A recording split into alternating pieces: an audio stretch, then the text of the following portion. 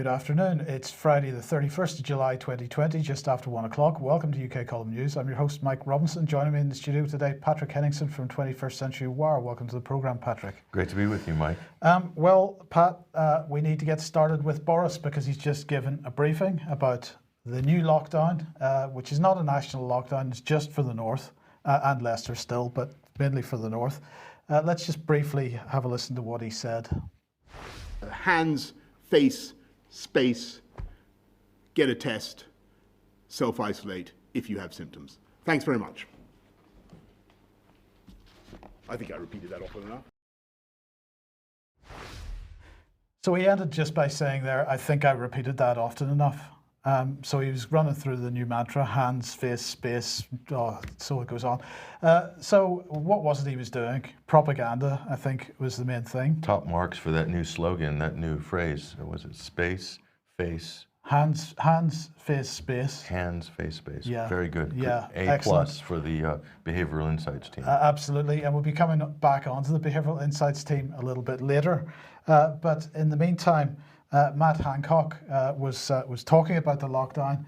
He said we're constantly looking at the latest data on the spread and unfortunately of coronavirus, of course, and unfortunately we've seen an increasing rate of transmission in parts of northern England. He went on to say we've been working with local leaders across the region, and today I'd chaired a meeting of the Local Action Gold Committee. So it's all local action, but it's happening with the central government as the chair, so that should give the Local people... Action Gold Committee. I like the sound of that. It's very zippy. Absolutely. And he said, based on the data, we've decided that in Greater Manchester, parts of West Yorkshire and East Lancashire, we need to take immediate action to keep people safe. So the areas that this applies to are the Greater Manchester area, Pendle, Hindburn, Burnley, Rossendale, Blackburn and Darwen, Bradford, Calderdale, Kirklees and Leicester City. Now, my understanding is that the Mayor of Rossendale is absolutely livid about this, Patrick, because Rossendale had one positive test, so they had 100% infection rate because they had one on the basis of one test. So they've been included in this. Lots of people pretty livid about it. But Matt Hancock went on to say this. The spread is largely due to households meeting and not abiding to social distancing. So from midnight tonight, people from different households will not be allowed to meet each other indoors in these areas. The timing of this is absolutely spectacular. Now, Matt Hancock didn't actually say this, but this is pretty much what he's thinking, I'm pretty sure. This is nothing whatever to do with the fact that Eid also starts at midnight tonight. We're not aiming to create community tensions, is what he would have said if I'd been speaking to him this morning. Of course not. Of course not. And he also wouldn't have said if I'd spoken to him this morning that we've not brought extra police up the M6 motorway to make sure that we can enforce these restrictions. This is something that we have been told, that extra police were being brought up the M6 motorway towards Manchester yesterday. And so Matt Hancock, of course, didn't say this, but he probably would have if he had been asked. So is this a case of, we're not saying this is what's happening, but is it possible that the state could engineer some kind of situation of tension under the guise of imposing local or regional snap lockdowns? Well, that seems to be what's happening. The timing of this is just very, very interesting. I'm not convinced that there's anybody has any data that can demonstrate the reasons for this timing, that they call this lockdown on the night that Eid is due to start. And how many cases, new cases in that area? Exactly. One. So we need to keep people safe from what? Well, that's in one particular town, but as an example. Yes. So the timing is very interesting. I think it looks very much like it's designed to create tensions. I think people are generally going to ignore what's going on here. So anyway, apparently extra police brought up from the south, or at least Midlands, southern regions to the north in order to help to deal with potential problems. But Priti Patel had something to say today as well. We're delivering on the people's priorities, putting more police officers on the streets to cut crime and keep us safe. We'll come on to that in a second. But this is the announcement that the police have now recruited an extra 4,500 officers as part of the campaign to put 20,000 extra police on the streets. And this announcement just happened to be made at this time as well. This statement here, Patrick, that Priti Patel has said, we're delivering on the people's priorities, putting more police officers in the streets to cut crime and keep us safe. Who's us? Who's us and safe from what? Well, exactly. Well, safe from crime that's a result of what? Lockdown. But I'm going to propose that what she actually means here is to keep politicians safe from the general public. I think there's a recognition within Westminster that, in fact, what's going on here, or perhaps the intention is to create this tension, and create the potential for civil unrest. Could it be that the bureaucracy is getting worried? Are they feeling insecure that maybe all of these policies that have crushed the economy, that have crushed businesses, that have destroyed society in many communities, could it be that and the penny's dropping already? Killed people in care homes and in their own homes because increasing evidence every day that the majority of the excess mortality has been lockdown mortality. Why don't they send the police to guard the care homes to make sure that they're not dumping COVID cases in them? That would be a better use of law enforcement, maybe. Absolutely. If it's about saving lives, right? Well, is it about saving lives? This is a good question. But in the United States, Patrick, what do the graphs look like? Well, just to underline the point that you're making, Mike, this is from the Center for Disease Control, the CDC in America. And this is a chart that was just released a couple of days ago, provisional death count for coronavirus diseases. As you can see, all of the trend lines, each of those colored lines, Mike, those are a specific age group. Of course, the top red line, that'll be 85 years and older. So that's the majority of the fatalities supposedly from COVID-19. But as you go, they get lower and lower. But look at the very end on the right-hand side. They've come to almost nothing now in comparison to where they were. So anybody who's a critical thinker would look at that and think, well, the crisis is definitely waning. The virus, as it were, is on the way out, no matter how you measure it. Well, there are problems actually with the measurement. But, take a look at this. This is the note at the bottom, and this is the other thing. This is the thing that the media won't talk about. They'll comment even on these trends, but they won't talk about that. So always read the fine print. Why? Because, well, the devil is in the detail, Mike. What does it exactly say? Note, provisional death counts are based on death certificate data received and coded by the National Center for Health Statistics. That's an important point. So the numbers that we're looking at, we're just reminding our viewers, Mike, that the numbers we're looking at are very much determined by how deaths are being tabulated, by how they're being coded. And what does that lead us to? Well, I brought this article here from April 15th, and this is the U.S. admitting, the CDC as well, that the virus numbers now include probable cases without clinical tests. So this talk of cases, well, let's look at what this said back in April. The U.S. tally of coronavirus cases and deaths could jump because federal health officials will now count illnesses that are not confirmed by lab testing. That is so crucial. So all of the numbers that we've been looking at from April quite possibly are contaminated through this bureaucratic fiat process here. And this goes on to say the Center for Disease Control and Prevention told states Tuesday to include probable COVID-19 cases in their reports, probable cases, when they report to the agency. Previously, most states reported only lab-confirmed cases and deaths. So think about that when we look back at the gargantuan numbers that we were seeing back in April and May. How much of that was to do with the way that they're recording deaths? And of course, if we look at the UK, this is just only a few weeks ago, we reported on this at the UK column as well. Matt Hancock calls for an urgent review into coronavirus death data. Why?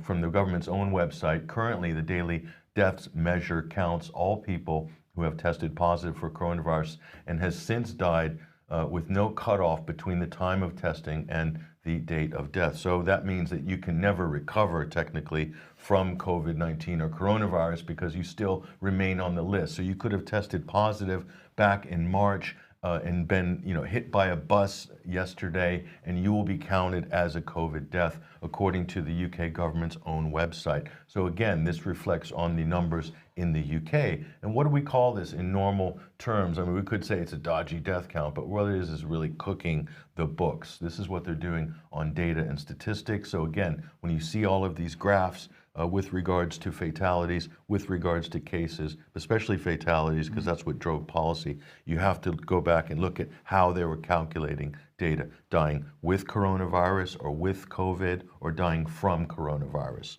or from COVID. And I would say the majority of cases, I think it's fairly safe to say, and we'll just round this off here, cases, lots of cases. This is what we're seeing now, not deaths. We're seeing cases in headlines. Everywhere we look, this is the New York Times, here, Sunbelt cases spiking, Washington Post, a rush to reopen led to spikes, and so forth. The Guardian, coronavirus report, India reports record spike in cases, and of course South Africa. And then local stories like what you're saying with the local lockdowns, Mike. This was from the Telegraph just recently. Oldham reinforces lockdown restrictions after a spike in cases. So it's all about cases. And of course, the big high-profile story for the first couple of weeks of this month was Florida sees a record spike in COVID-19 rates. And this is misleading as well, because it's coronavirus testing positive doesn't mean they have COVID-19, which is a disease, okay? So this is misinformation by the mainstream media, and that caused Florida to become the center of controversy. So what we're saying here to our learned friends at the government and the CDC, what we're saying at the UK column is that millions of positive coronavirus tests reported very likely include mostly asymptomatic or recovered persons. Some false positives are in there as well.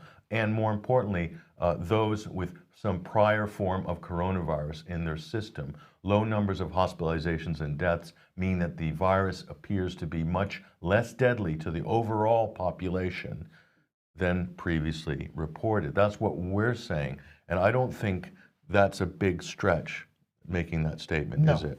absolutely So not. bear that in mind when you look at the data and look at the headlines and the fear-mongering that's being thrown out now, just literally on a minute-by-minute basis. So where does that lead us here? Well, this story is interesting. Algerians no longer allowed into the EU after a COVID-19 case spike. So here we go. This is the EU has their white list and their black list now for travel. These are countries allowed to enter. You can see Canada's okay, Australia's okay, and a few others have been given the green light. China is on a kind of quid pro quo reciprocity basis. If you let ours in, we'll let yours in, sort of thing. But they're actually blacklisting countries, and based on what? A few hundred cases. Well, this is the same in the UK with people coming back from Spain and having to quarantine for 14 days on the basis of cases. On the basis of cases. Cases do not translate into hospitalizations or deaths. So, and again, there's a high false positive rate for a lot of these tests that are really off the shelf in terms of the mass production of them. These aren't proper medical studies to determine whether there's infections. Now, what does this lead to? The worst possible outcome of this, Mike, is going to be local quarantines. There's going to be regional quarantines. And here's a story here from the United States. This is just from yesterday, actually. Chicago residents are required to quarantine after visiting 22 states that are deemed to be dangerous by the mayor here of Chicago, and threats of huge fines if they don't comply. This is Mayor Lori Lightfoot here in Chicago. And those who travel to any of the 22 states deemed to be a COVID-19 risk must implement a mandatory 2-week quarantine upon their return or face heavy fines. Unbelievable, but it gets worse. Any states which have an average of more than 15 new COVID-19 cases per 100,000 residents over a rolling 7-day period. The evolving list will be posted every Tuesday and will go into effect the following Friday. So this is just opening the door for absolute chaos, Mike. How can you monitor this? How can you manage this kind of rolling lockdown and rolling quarantines? And if one city like Chicago does this, then other cities could or may have to follow suit, or states may have to follow suit. Then you could have, by default, the country will be quarantined and compartmentalized by default under this idea that a surge in cases, which could be 15 per 100,000 cases, could cause a state, a city to go into lockdown, could effectively cascade across the whole country. This is madness. This is the recipe for total madness. Not only that, this is a recipe to guarantee that economies, local, regional, and national, will never recover from the depression that they are currently in now. So where are these policies coming from? And this does reflect the kind of trend towards the city, global cities initiative, or the city-state mode of thinking or agenda. And we've covered that also on this program in the past. This idea of economies not recovering, we'll be coming back to that towards the end of the program. Now, a few months ago, if you remember, pretty much at the beginning of this whole charade, we highlighted at the UK column, I think we broke this story, SPI-B, the SAGE Behavioural Subcommittee, feeding their information into SAGE, which helped inform the government policy for the lockdown. And we quoted one of their documents: a substantial number of people still not feel sufficiently personally threatened. The perceived level of personal threat needs to be increased among those who are complacent, using hard-hitting emotional messaging. That was the message from the behavioural team to SAGE and therefore to the government. They also said that social disapproval from one's community can play an important role in preventing antisocial behaviour or discouraging failure to enact pro-social behaviour. Now, of course, we're saying that with the stories that we have been seeing reported in the mainstream press of people going into shops without masks on and being effectively attacked for it or criticised. But getting back to that other point about having to deal with or having to encourage a sense of fear amongst people. This was Professor Robert West speaking to the BBC Radio 4 Today programme yesterday. He's on the SPI-B committee. He is a behavioural scientist from University College London. Let's have a brief listen to what he said. So we're still in a very risky situation, but unfortunately, for all kinds of reasons, the sort of level of concern that people had experienced at the beginning is easing, and we need to ramp that back up to appropriate levels. So unfortunately, Patrick, the level of concern that people are facing, that's easing, and we have to ramp that up to what he's describing as appropriate levels. What are appropriate levels? And what effect is this having on people's long-term mental health when what he's talking about is driving fear amongst the population through a complicit mainstream press? Ramping up what? Propaganda? Messaging? Ramping what up? Absolutely. This is a very good question, and it brings us very much to the latest messaging, which is very much behavioural in its style. Let's get back to the things we love. Let's get tested. Now, this is all about test and trace. So the NHS has launched a test and trace campaign today to encourage everyone with symptoms to get a free test. Because, of course, the more tests you've got, the more cases you're going to have, the more justification you're going to have for more shutdowns, local and regional. So weekly test and trace statistics show the service has now reached more than 218,000 people who are testing positive, identifying and informing their contacts to break the chain of transmission. NHS Test and Trace today launched a new public health campaign to encourage more people to get a test. So Patrick, let's just have a look at the video which goes along with this campaign, and I strongly urge people to make sure that they have some form of container available, because this will make you feel ill. We used to stand side by side. We used to stand without divide. Who would have thought we'd end up on our knees? Let's get back to where we used to be.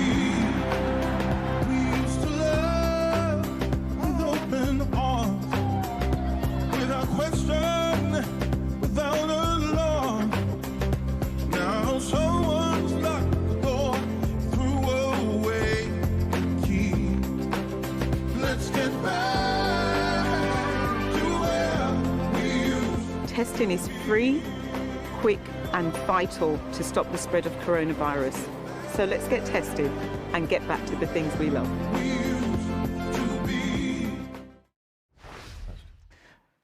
So Patrick, I don't know what you think of that little video.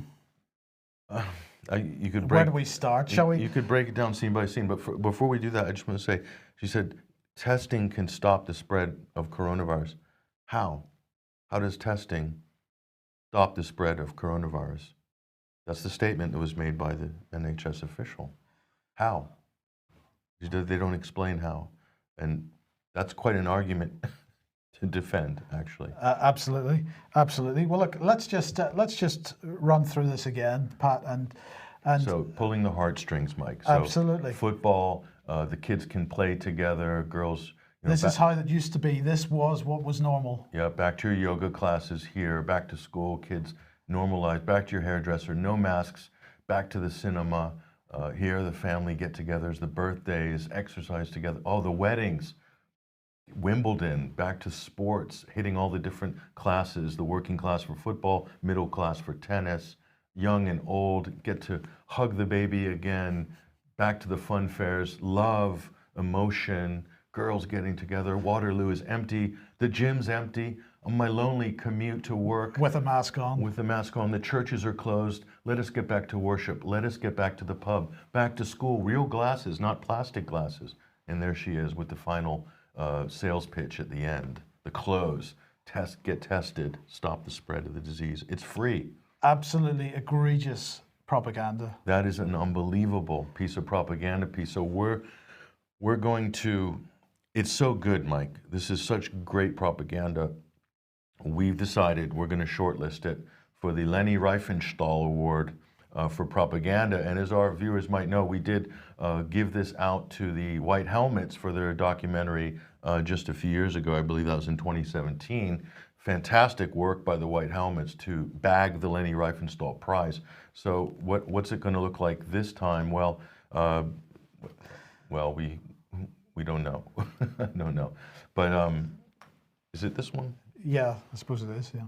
Yeah, sorry, we got the wrong one there. So the Leni Riefenstahl Award, and there it is. Thank you, NHS. And this will be in the category of Best Psychological Propaganda in a Government Viral Marketing Campaign there. So I think well deserved. I think they could win this year. They've been shortlisted, so we'll be looking forward to that. Absolutely. Yeah. Absolutely. Well, look, do you need to go back to that previous slide? if possible, okay. yes. Yeah, here we go. And so where does the propaganda lead? Well, look at this. This is high-tech propaganda here in the New Scientist, Mike. So COVID-19 News are saying 70% of people wearing face coverings in the UK basically are wearing face coverings in the UK here. So 70% of the people surveyed between 17 and 20th of July said they had worn one in the last few weeks, up from 19% in April. So this is very deceiving because it's giving the impression, Mike, that 70% of the people are wearing face coverings all the time, yeah, or accepting it. And this has only been polled after the government mandated that people wear face coverings in shops. So of course, everyone who's bought food will probably have put one on at one point, but it doesn't mean that they approve of it, doesn't mean that they're wearing it out in public. So that's kind of very deceptive propaganda there. Absolutely. Absolutely. Now, Robert West, of course, who was the Spy B scientist, in inverted commas, that we listened to a second ago, he was tweeting out this morning he said the level of incompetence showing by this government during this crisis is beyond staggering. They're completely out of their depth, but refuse to learn from their own advisors or other countries. So that was his opinion about, and perhaps I can actually agree with him on this particular sentiment. So I thought it was quite ironic that the government communications service has actually been running a virtual seminar to public officials of Guatemala, El Salvador, Honduras, Costa Rica, Bolivia, and Ecuador on improving COVID-19 communication strategy. I would have thought that no one could be better to do that than the British government, but I have to admit, Covey is confused that they've done this. He doesn't quite understand why, because I think Covey agrees that the government's communication service, or certainly the communications coming from the British government, have been absolutely appalling since the very beginning of this of COVID's crisis. That's corony to you, but corony. I do apologise. But no. So they're exporting the technology, exporting the propaganda, exporting the behavioral modification programs that they've been pushing out. So they've done so well with this. Is a great success here in the UK that they're now exporting that technology. And psychological technology, behavioral insights. Absolutely, absolutely. Now, what's Bill Gates been up to, Patrick? Well, Bill Gates is busy. He's been doing the media rounds since March. He's really been pushing this plan that he has, that he mapped out very early to the public, and has been going around all the different mainstream media outlets and TED, basically talking about how to defeat the coronavirus and what the answers are to this crisis. So we're going to play a clip. The thing that Bill Gates is most concerned this week is that there's disinformation that's floating around on social media. It's very harmful, and he's questioning whether we should really be allowed to communicate and share information on social media. Watch this clip and notice how fidgety and uncomfortable, really. Uncomfortable Bill Gates is while he's making this plea to the media. Go ahead and roll this. Well, definitely when you let people communicate, you have to deal with the fact that certain incorrect things that are very titillating can spread very rapidly compared to the truth. And we've always seen that with vaccines. Any negative thing gets out to people. Sorry, when we let people communicate? Who's we? Yeah, when we let the plebiscite to communicate have free speech on social media, that it's very dangerous, especially people who might say bad things about vaccines or say bad things about what he's proposing. So he's saying that there should be no debate on social media, and that any criticism of pharmaceutical transnational corporations is somehow a bad thing, basically, and really he's giving a wink and a nod, basically a dog whistle to government and mainstream media to sort of roll out the censorship on this. So and as he went on discussing that, he was being very, very critical of some of his colleagues in the tech industry for not doing enough to censor. And they flash the share prices on screen of Facebook and Twitter and Snapchat as well. So I'm going to put this under the banner, Mike, of the medical cancel culture, because that's what we're seeing right now. It's not only hitting users and content creators, which we'll show in a minute, but they're also targeting physicians directly. Okay, so this is a clip from a recent press conference. This is on the steps of the, I believe, the Supreme Court in Washington, D.C. This video we're about to show, the clip from it, the whole video series has been wiped from YouTube. It's been banned for the very reasons that we're about to discuss. But listen very closely to this doctor and what he's saying. I'm Dr. James Thedaro. I just want to add a couple comments to what Dr. Gold was saying. If it seems like there is an orchestrated attack that's going on against hydroxychloroquine, it's because there is. When have you ever heard of a medication generating this degree of controversy? A 65-year-old medication that has been in the World Health Organization's safe essential list of medications for years. Okay, it's over the counter in many countries. And what we're seeing is a lot of misinformation. So I co-authored the first document on hydroxychloroquine as a potential treatment for coronavirus. This was back in March, and that kind of kicked off a whole series of a storm on it. And since then, there's been a tremendous amount of censorship on doctors like us and what we're saying. And a number of us have already been censored. That Google document that I co-authored was actually pulled down by Google. And this is after now many studies have shown that it is effective and it is safe. You still can't read that article. And there's also this misinformation out there. And unfortunately, this has reached the highest orders of medicine. In May, there was an article published in The Lancet. So this is one of the world's most prestigious medical journals in the world. Okay, the World Health Organization stopped all their clinical trials on hydroxychloroquine because of this study. And it was independent researchers like us who care about patients, who care about the truth, that dug into the study and determined that it was actually fabricated data. The data was not real. And it was we did this so convincingly that this study was retracted by The Lancet less than 2 weeks after it was published. This is almost unheard of, especially for a study of this magnitude. So it's, I apologize to everyone for the fact that there is so much misinformation out there. It's so hard to find the truth. And unfortunately, it's going to take looking in other places for the truth.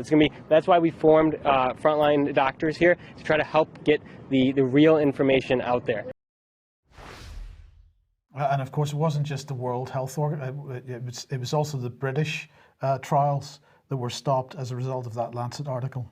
Yeah, and mind you, even though the Lancet article, Mike, has been retracted, Google still has put a ban on the paper that he mentioned that was criticizing that study. So there's no justice in the information sphere as far as these big tech companies are concerned. They're towing a political and a corporate line on so many of these different subjects. I'm just going to add before we go on, Bill Gates took to TED just recently, and basically he said hydroxychloroquine essentially is bad, and remdesivir, the Gilead Pharmaceuticals competitor to that, is good. And he's also saying dexamethasone, the British miracle steroid or whatever, is a proven therapeutic, and that's good. So remdesivir costs how much per treatment? $900. Right. Hydroxychloroquine per treatment costs what? $5, $13 or something like that. So there is a definite agenda, which we'll come to in a minute. But let's look at this issue of censorship. This is not a new issue, and just this week, tech CEOs have been dragged in front of Congress to testify on political censorship. Now, we'll show how this ties into the medical cancel culture in a minute, but there's Congressman Gates there basically grilling the CEO of Google. No relation to Bill, I presume. No, absolutely not. So he's grilling Sundar Pichai from Google, the CEO. And so the CEO admits that they're engaging in manual censorship. They have a list of websites, they're feeding that into an algorithm, and then that's kind of delisting or de-Googling websites. As 21st Century Wire and other websites have been victim of this very process since, I believe, April of 2017 or April of 2018. I'm not sure which. I think it was 2017. But so this is not a new story. This CEO also admitted openly in June 2019, that Google does, in a CNN interview, engage in censorship. So we're not talking about a conspiracy theory here. They've even openly admitted this. And so what does that bring us to? This week, we learned in last week that the YouTube CEO says we'll ban any coronavirus content against World Health Organization guidelines. Actually, they've been saying this since April, I believe. And so this is YouTube here with the World Health Organization cooperating with each other, essentially, in order to sort of monopolize the discourse on anything COVID related. And this could be also extended to things like hydroxychloroquine, sort of drugs that have been politicized through this as well. And so what does this lead us to in terms of censorship? Well, it leads us right here. This is one of the biggest independent health shows on YouTube. It's called The High Wire, hosted by Del Bigtree. And there he is right there. There's Del Bigtree. And what happened? Well, they've just been banned by YouTube. His channel has been deleted, essentially, or shut down. Hundreds of videos. And Del Bigtree here is a credible medical researcher, a medical journalist with years of experience. The information he's putting out is backed by facts, is all stuff that's in the public domain. It's not theoretical, it's not made up. So he's basically putting out and curating really high quality information during this crisis, and look what they've gone and done. So at some point, we need to step back and call this for what it is. There are conflicts of interest here. This isn't just a question of, tech companies saying this information is more credible than the other, or the mainstream media also who's weighing in on this as well, attacking anyone questioning vaccines, for instance, calling them anti-vaxxers. Okay, CNN's very active in this effort as well. So let's look at the conflict of interest. There's Bill and Melinda Gates. You see Melinda Gates there with the obligatory African baby in the lap. They're promoting their vaccinations somewhere in the third world or the developing world. These are the sort of people that they are, posing as the kind of saviors, as it were. But the Bill and Melinda Gates Foundation, well, and the World Health Organization, what's the relationship between those two organizations? Money. 400 million annually. As the U.S. pulled out of its funding from the WHO, the biggest funder of the WHO is the Bill and Melinda Gates Foundation. So YouTube is saying anything that goes against the WHO is going to be banned or censored. Then YouTube is effectively partnering with the World Health Organization in monopolizing the information sphere, the discourse, the conversation on coronavirus, on pharmaceuticals, on vaccines. Who is the biggest funder now for advertising dollars for mainstream media, especially in the United States? Governments. Governments, and bigger, the pharmaceutical industry have overtaken the automotive industry and all of the other advertisers. So the mainstream media are getting paid from the pharmaceutical company. The pharmaceutical companies are basically in business really with the CDC, in business with the World Health Organization, who's being funded by the Bill and Melinda Gates Foundation. Twitter is a huge source of revenue for their shareholders, is big pharma promoted content, government content and big pharma content from GSK, from all these other pharmaceutical giants. So the Silicon Valley can't turn around and censor their users because what they're putting out goes against what their advertisers who are paying, or there's a definite conflict of interest there. Who's going to lose from this? The public are going to lose from this. Absolutely. The public can lose from this. This is completely bent. This is totally corrupt.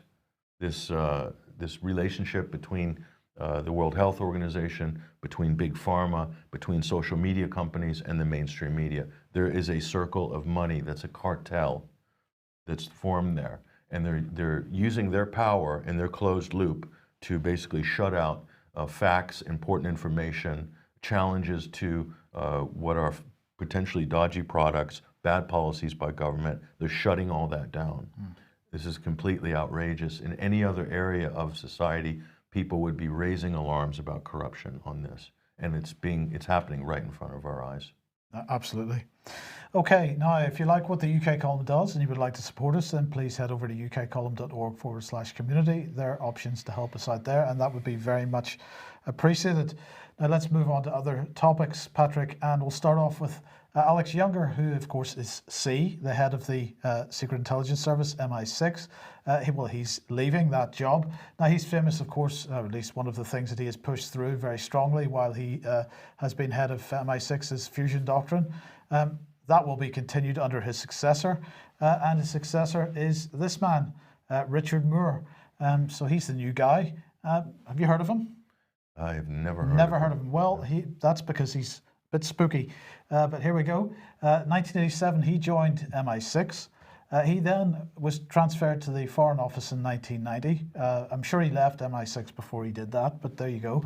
And while he was there, he held several jobs in several parts of the country. Then from 2008 to 2010, he became Director for Programs and Change. And then he became, in 2010, Director for Europe, Latin America and Globalization in the Foreign Office. These two jobs are in the Foreign Office. And now he's moved back, in 2014 to 2017, he was Ambassador to Turkey, speaks Turkish, very, very keen on Turkey. But now he has been put in charge of the Secret Intelligence Service. Born in Libya, by the way, he holds a BA in Philosophy, Politics and Economics from Oxford. I wonder if he knows James Le Mesurier, the founder of the White Helmets, or knew him. Knew him. Very, very good question. Very good question. Dominic Raab was pretty excited about it, about his appointment. He said, "I'm delighted to appoint Richard as the next chief of the Secret Intelligence Service." But Mark Sedwill also extremely excited about it. He said, "Richard's experience and leadership in the intelligence field will prove vital in pursuing national interests overseas and protecting the UK from emerging threats." And this is key because it is very much expected that he is going to refocus MI6 back onto Russia and China, particularly since the publication of the Russia report and also Christopher Steele's second dodgy dossier on China recently and Huawei. Which brings us then on to Dominic Raab again. because he was very excited yesterday about the fact that the EU has introduced sanctions against some state and non-state actors in Russia and China and also North Korea. And he said today's actions, that's yesterday, will raise the cost on malicious cyber activity by state and non-state actors and will help counter future hostile activity in cyberspace. So there is an acknowledgement there, Patrick, that there are non-state actors involved in cyber criminality. They don't seem to mention that anytime that there's a so-called attack. It's usually a Russian state-backed hacking group. And he went on to say the UK was at the forefront of efforts to establish the EU cyber sanctions regime, and we will continue to implement this regime after the end of the transition period. This is very important because defence and security are not part of Brexit. They're not part of the negotiations. And that is why we see this type of cooperation without any discussion about whether it's actually going to be, there's going to be any cooperation after the transition period, because that deal ain't on the table for discussion. Interesting. But speaking of the EU, Pat, here's Donald Trump, and he had a little bit of a rant yesterday. Germany is delinquent. Now, what's that about? Well, this is about funding for defence. Now, of course, this, as we mentioned, in fact, you were on the programme when we discussed this in 2016.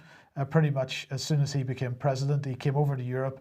He opened the new NATO headquarters in Brussels, if you remember, and made the he sounded like a mafia don. He was making a statement to all of the heads of the European states: you've got to start paying for defence. We are providing protection for you.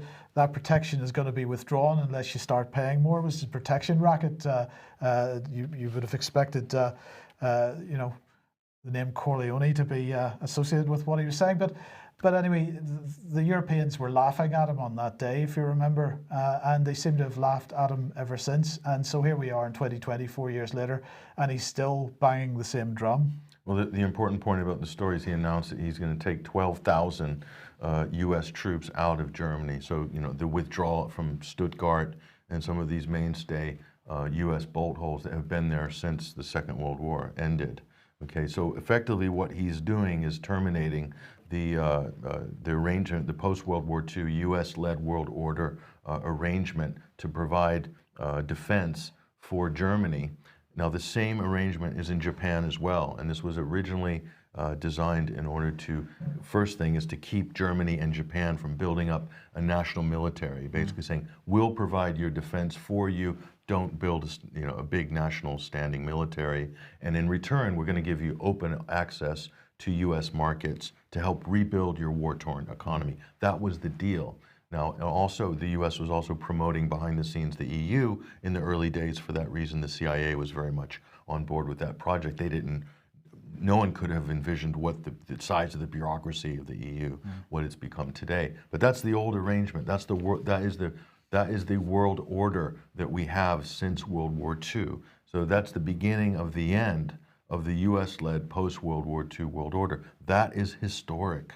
If this goes through, what does it mean going forward?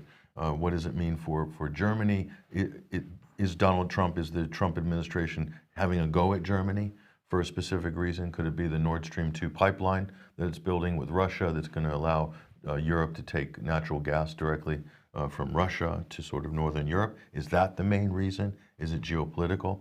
But him saying that they're not paying their fees for NATO is also misleading, because Germany doesn't pay the U.S. fees for NATO. They're talking about GDP defense spending of 2%. So Trump himself, I doubt whether he understands the post-World War II order and the defense arrangements with Japan and historically with Germany. I don't think he understands why that was in place.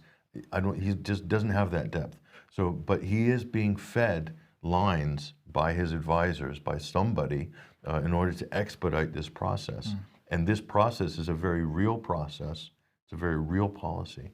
And this is transitioning the United States into the next phase of what the world order is going to look like. We don't know for sure.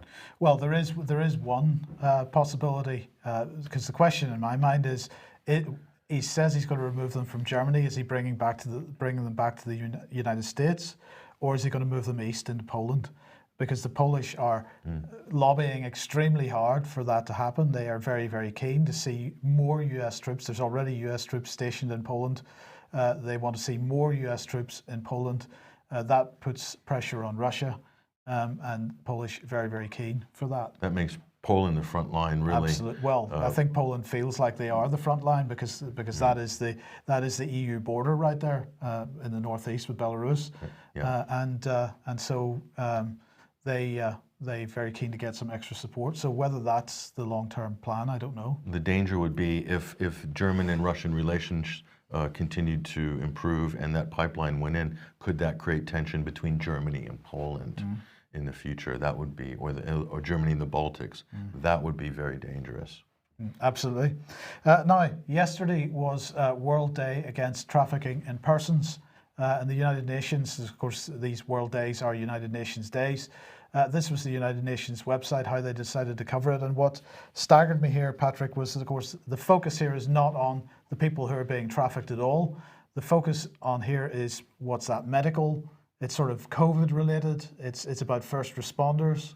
It's not really about people that are being trafficked at all. So it's the cult of the first responder. This is the worshiping of the first responder. It's what we saw after 9/11 with the firemen, and this kind of culture has continued from there. Absolutely. So we're talking about people trafficking and modern slavery. We never let a subject go to waste for propaganda purposes. Well, yesterday as well, Nicola Murray, who's the UK part of the UK delegation to the OSCE, had this to say: the UK government has made tackling modern slavery a priority and is committed to the eradication of all forms of modern slavery, forced labour and human trafficking by 2030. And again, I'm just going to make the point, are they really? Because I don't think so. Here is the 2018 UK annual report on modern slavery, making the point that £39 million in 2017-18 was to spend £61 million in 2018-19. When you put that in the context, Patrick, of a total profit of £130 billion in the modern slavery human trafficking trade, this is, as I've said many times, reminiscent of the drugs trade, the war on drugs. It's, if you don't fund the war, your side of the war, then there's no prospect of making any progress. This looks like the cost of doing business. Yeah, it's a huge industry internationally, and the 39 million quid, it's not really going to put a dent. No. Human slavery, human trafficking, all of this, it's growing. It's growing each year. It's bigger. It's getting bigger. So for these supposedly UN Security Council leading nations to be saying that they're doing something to combat the problem, I don't think so. No, they're not, no. Well, look, we'll finish off with a little bit of economic news. And of course, if you remember, going back a couple of months, the Cabinet Office released the government's plan to rebuild, the recovery strategy. And they said a package of government-backed guaranteed loans, which would make available approximately 330 billion of guarantees. That's very important for the next little bit we're going to talk about. And also the furlough scheme extended until the end of October. Now, we're getting increasingly closer to that, but actually, although the scheme was extended until the end of October, the government is expecting companies to start contributing to that furlough cost over the next month or two. Well, good news for everybody that's on the furlough scheme, because the government has just made into law the requirement for companies to pay proper redundancy pay based on their normal wage. So the government clearly putting the law in place to make sure that nobody, once they're made, and not if, but once they're made redundant following the ending of the furlough scheme, will get the proper redundancy pay. This is extremely cynical, in my opinion. But getting back to the business loans, that was the first point on that previous graphic. Lloyds Bank announced yesterday the amount of money that they've set aside for bad loan provision in 2020. And hold on to your hats, guys and gals, because here it is. £3.8 billion is what they're setting aside for bad loans. Now, it was £600 million in 2019, and 2019 wasn't exactly a burgeoning economic success. So that just gives you an idea of how they've ramped up the scale of this. £3.8 billion is what they're setting aside for writing off these debts. That means that they, in the first half of the year, have made a pre-tax loss of £600 million. Okay, it gets even better. Royal Dutch Shell, Patrick, they announced their half-year numbers yesterday. $18 billion loss in the first 6 months of the year. That is a pretty spectacular collapse. Well, what's causing that, obviously, the demand for oil, for petrol globally has just plummeted, not because of the virus, but because of government policies to shut down economies, to lock down societies and restrict travel. So again, the argument is every time we see all these economic crises and stories, the government, the media is going to say it's because of the virus, it's because of COVID, it's because of the coronavirus. It's not. It's directly as a result of government decisions, elective policies, arbitrary lockdowns that are causing all of these cascading effects that could even lead to famine in some countries with disruptions in supply chains. And the press and the media will run to blame it on COVID, and that's wrong. It's government that did it. Absolutely. Okay. Well, look, that's all for today. But before we go, just thank you very much to the person who sent this little photograph through to me. Don't know where it was taken, but I just thought it was a bit amusing. For those that can't read what it says on the high-vis jacket on the back of the guy in the queue there, it says COVID-19 compliance officer. But unfortunately, he's not complying. He's one of the little COVID cops, this new sort of class of, I don't know what they call them, community officers that are running around. He's having trouble reading the stickers on the ground there. It looks like Costa Coffee. Where's that? Starbucks? I'm not sure. He's challenged. It's difficult. I know the stickers, maybe they're not colorful enough, Mike. Could be. You need to make them more colorful and bigger, and maybe the compliance officer will be able to figure it out. I know it's tough. It is tough. These are tough times. Absolutely. Okay, well, we will leave it there for today. Thank you very much for joining us. Patrick, thank you for joining us. Have a great weekend. We'll be back at the same time, 1 p.m. as usual on Monday. See you then. Bye-bye.